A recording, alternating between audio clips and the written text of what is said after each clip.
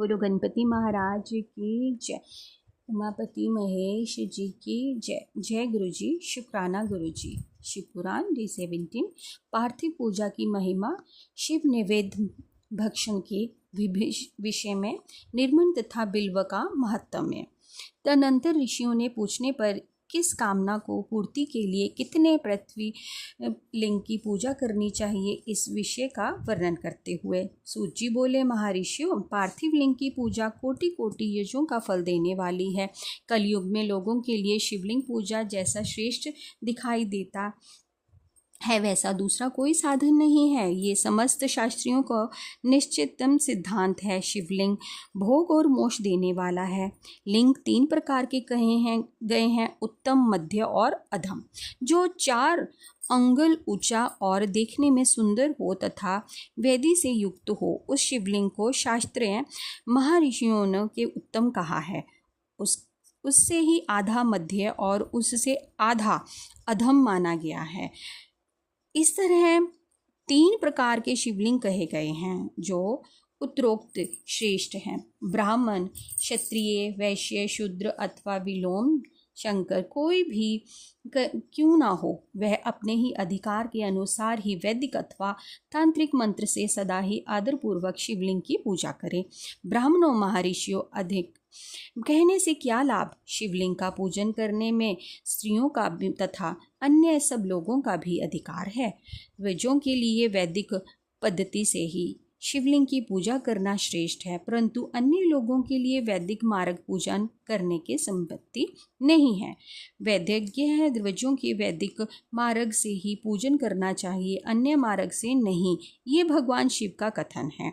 दधीच और गौतम आदि के शब्द से ही जिनका चित्त दग्ध हो गया है, उन ध्वजों की देवित कर्मों में श्रद्धा नहीं होती। जो मनुष्य वेदों तथा स्मृतियों में कहे हुए सत्कर्मों को अवहेलना करके दूसरे कर्मों को करने लगता है, उसका मनोरथ कभी सफल नहीं होता। इस प्रकार विधि पूर्वक भगवान शंकर का नैवेक्षात्म पूजन करके ही उनकी त्रिभुवन में 8 मूर्तियों का भी वही पूजन करें।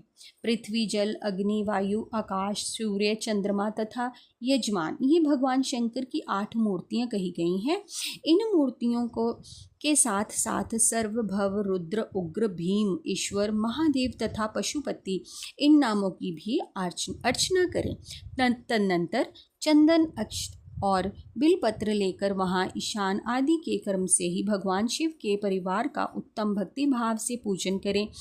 ईशान नदी, चंदन, महाकाल, भूंगी, वृष, स्कंद, कदम, विश्व, सोम तथा शुक्र, ये 10 शिव के परिवार हैं। जो कर्मक्ष ईशान आदि 10 दिशाओं में पूजनीय है। तत्पश्चात भगवान शिव के समक्ष वीरभद्र का और पीछे कीर्ति मुख का पूजन करके विधि पूर्वक ही 11 रुद्रों की पूजा करें। इसके बाद पंचामृता का जप करके शत्रुदिव्य स्तोत्र का, नाना प्रकार की स्तुतियों का तथा शिव पंचांग का पाठ करें। तत्पश्चात परिक्रमा और नमस्कार करके शिवलिंग का विसर्जन करें। इस प्रकार मैंने शिव पूजन की संपूर्ण विधि का आदर पूर्वक वर्णन किया। रात्रि में देव कार्यों को सदा ही उत्तराभिमुख होकर ही करना चाहिए। इसी प्रकार शिव पूजन भी पवित्र भाव से सदा उत्तराभिमुख होकर ही करना उचित है। जहाँ शिवलिंग स्थापित हो उससे पूर्व दिशा का आश्रय लेकर नहीं बैठना या खड़ा होना चाहिए, क्योंकि वह दिशा भगवान शिव के आगे या सामने पड़ती है। इष्ट देव का सामना रोकना ठीक नहीं है। शिवलिंग के उत्तर दिशा में भी ना बैठें, क्योंकि उधर भगवान शंकर का वामंग है। इसमें भक्ति स्वरूप का देवी उमा विराजमान है। पूजन को ही शिवलिंग के ही पश्चिम दिशा में भी नहीं बैठना चाहिए, क्योंकि वह आराध्य देव का पृष्ठभाग है। पीछे की ओर से पूजा करके उचित नहीं है। अंत ही अवशिष्ट ही दक्षिण दिशा और ग्रह है, उसी का आश्रय लेना चाहिए। तदंत यह कि शिवलिंग के ही दक्षिण दिशा में उत्तराभिमुख होकर बैठें और पूजा करें। विद्वान पुरुषों को चाहिए कि वह भस्म का त्रिपुंड लगाकर ही, रुद्राक्ष ही माला लेकर ही तथा बिलपत्र का संग्रह करके ही भगवान शंकर की पूजा करें। इनके बिना नहीं। मुनिवर शिव पूजन आरंभ करते समय यदि भस्म ना मिले तो मिट्टी से भी ललाट में त्रिपुंड अवश्य कर लेना चाहिए। ऋषि जी बोले, मुने, हमने पहले से यह बात सुन रखी है कि भगवान शिव का नैवेद्य नहीं ग्रहण करना चाहिए। इस विषय में शास्त्र का निर्णय क्या है, ये बताइए। साथ ही बिल्व का ही महत्व भी प्रकट कीजिए। सूत जी ने कहा, मुनियों, आप शिव संबंधी व्रत का पालन करने वाले हैं। अंत ही आप सबको सतत धन्यवाद है। मैं प्रसन्नतापूर्वक सब कुछ बताता हूँ, आप सावधान होकर सुने। जो भगवान शिव का भक्त है, बाहर भीतर से पवित्र और शुद्ध है, उत्तम व्रत का पालन करने वाला तथा दृढ़ निश्चय से ही युक्त है, वह शिव नैवेद्य का अवश्य भक्षण करे। भगवान शिव का नैवेद्य अग्राह्य है, इस भावना को मन से निकाल दे। शिव के नैवेद्य को देख लेने मात्र से भी सारे पाप दूर भाग जाते हैं।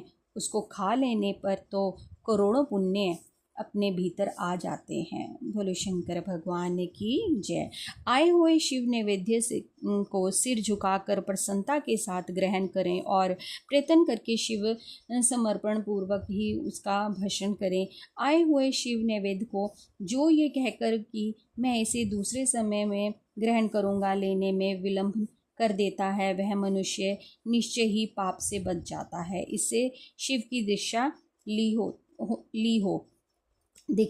हो उस शिव भक्तों के लिए यह शिव नैवेद्य अवश्य ही भक्षणीय है, ऐसा कहा जाता है। शिव की दीक्षा से युक्त ही शिव भक्त पुरुष के लिए सभी शिवलिंगों का नैवेद्य शुभ एवं महाप्रसाद है। अंत वह उसका अवश्य ही भक्षण करें। परंतु जो अन्य देवताओं की दीक्षा से युक्त है और शिव भक्तों से में भी मन को लगाया हुए हैं, उनके लिए शिव नैवेद्य भक्षण के विषय में क्या निर्णय है, इसे आप लोग प्रेम पूर्वक सुने। ब्राह्मणों, जहाँ से शालग्राम शिला की उत्पत्ति होती है, वहाँ के उत्पन्न लिंग में रस लिंग, पारद लिंग में पाषाण रजन तथा ही स्वर्ण से ही निमित्त लिंग से देवताओं तथा सिद्धांतों द्वारा ही प्रतिष्ठ लिंग में केसर निमित्त लिंग से, स्फटिक लिंग से, रतन निर्मिता लिंग में तथा प्रमस्त ही ज्योतिर्लिंगों में से विराजमान भगवान शिव के नैवेद्य का भक्षण चंद्र वक्त के सम्मान पुण्यजनक है। ब्रह्म हत्या करने वाला पुरुष भी यदि पवित्र होकर शिव निर्मल का भक्षण करते हैं तो सिर पर धारण करें तो वह उसका सारा पाप शीघ्र ही नष्ट हो जाता है। पर जहाँ चंड का अधिकार है, वहाँ जो शिव निर्मल हो उसे साधारण मनुष्यों को नहीं खाना चाहिए। जहाँ चंड का अधिकार नहीं है, वहाँ से शिव निर्माल्य सभी को भक्तिपूर्वक भोजन करना चाहिए। बाणलिंग, नर्मदेश्वर, लोह निर्माण स्वर्णलिंग, धातु में लिंग और सिद्धि लिंग, जिन लोगों को उपासना से किसी सिद्धि प्राप्त की है अथवा जो सिद्धि द्वारा स्थापित है, वह लिंग स्वयं भूमि, इन सब लिंगों में तथा शिवलिंग की प्रतिमाओं में चंड का अधिकार नहीं है। जो मनुष्य शिवलिंग को विधि पूर्वक स्नान कराकर उन स्नान के जल का 3 बार आचमन करता है, उसे उसके कायिक, वाचिक और मानसिक तीनों प्रकार के पाप यहाँ शीघ्र ही नष्ट हो जाते हैं। जो शिव नैवेद्य पत्र, पुष्प, फल और जल अग्राह्य है, वह सब भी शालग्राम शिला के स्पर्श से ही पवित्र ग्रहण के योग्य हो जाता है। मुनीश्वरों, शिवलिंग के ऊपर चढ़ाया हुआ जो भी द्रव्य है वह अग्राह्य है। जो वस्तु लिंग स्पर्श से ही रहित है, अर्थात जिस वस्तुओं को अलग रखकर शिवलिंग को निवेदित किया जाता है। लिंग के ऊपर चढ़ाया नहीं जाता, उसे अत्यंत ही पवित्र जानना चाहिए। मुनिवरों, इस प्रकार नैवेद्य के विषय में शास्त्र का निर्माण बताया गया। अब तुम लोग सावधान हो, आदर पूर्वक बिल्वा का महत्व सुनो। यह बिल्व पत्र महादेव जी का ही रूप है। देवताओं ने भी इसकी स्तुति की है। फिर जिसने किसी ने भी इसकी महिमा कैसे जानी जा सकती है। तीनों लोकों में जितने पुण्य तीर्थ प्रसिद्ध हैं, वह संपूर्ण तीर्थ बिल्व के ही मूल भाग से निवास करते हैं। जो पुण्य आत्मा मनुष्य बिल्व के ही मूल्य में लिंग स्वरूप अविनाशी महादेव जी का पूजन करता है, वह निश्चय ही शिव पद को प्राप्त होता है। जो बिलवढ़ी जड़ के पास जल से अपने मस्तक को सींचता है, वह संपूर्ण तीर्थों में स्नान का फल पा लेता है और वही इस भूतल पर पावन माना जाता है। इस बिल्व की जड़ के परम उत्तम थाले को जल से धरा हुआ लेकर ही महादेव के पुण्यता संतुष्ट होते हैं। जो मनुष्य गंध पुष्प आदि से बिल के मूल भाग का पूजन करता है, वह शिवलोक को पाता है और इस लोक में भी उसको सुख संपत्ति बढ़ती है। जो बिल्व की जड़ के समीप आदरपूर्वक दीपावली जलाकर रखता है, वह तत्व ज्ञान संपन्न हो भगवान महेश्वर में मिल जाता है। जो बिल की शाखा धाम कर ही हाथ में उसके नए नए पत्ते उतार कर वह उस बिल की पूजा करता है, वह सब पापों से मुक्त हो जाता है। जो बिल का जड़ में संपूर्ण भगवान शिव के अनुराग रखने वाला भक्तों को भी भक्तिपूर्वक भोजन कराता है, उसे कोटि गुणा पुण्य प्राप्त होता है। जो बिल की जड़ के पास शिव भक्तों को खीर और घृत से युक्त ही अन्न देता है, वह कभी दरिद्र नहीं होता। ब्राह्मणों, इस प्रकार मैंने सांगोपांग शिवलिंग पूजन का वर्णन किया। यह पूर्वचित मार्ग तथा निवृत्त मार्ग पूजन के भेद से ही दो प्रकार का होता है। प्रवृत्त मार्ग लोगों के लिए पीठ पूजा इस भूतल पर समर्पण और अभीष्ट की वस्तुओं को देने वाला होता है। प्रवृत्त पुरुष सुपात्र गुरु आदि के द्वारा ही सारी पूजा संपन्न करें और अभिषेक के अंत में अग्निहीन के ही चावल से बना हुआ निवेदन करें। पूजा के अंत में शिवलिंग को शुद्ध संपुट से विराजमान करके घर के भीतर कहीं अलग रख दें। निवृत्ति मार्ग के उपासकों के लिए हाथ पर ही शिवलिंग पूजन विधान है। उन्हें भिक्षा आदि से प्राप्त हुए अपने भोजन को ही नैवेद्य रूप में ही निवेदित कर देना चाहिए। निवृत्त ही पुरुषों के लिए ही सूक्ष्म लिंग ही श्रेष्ठ बताया जाता है। वे विभूति से पूजन करें और विभूति को ही नैवेद्य रूप से निवेदित भी करें।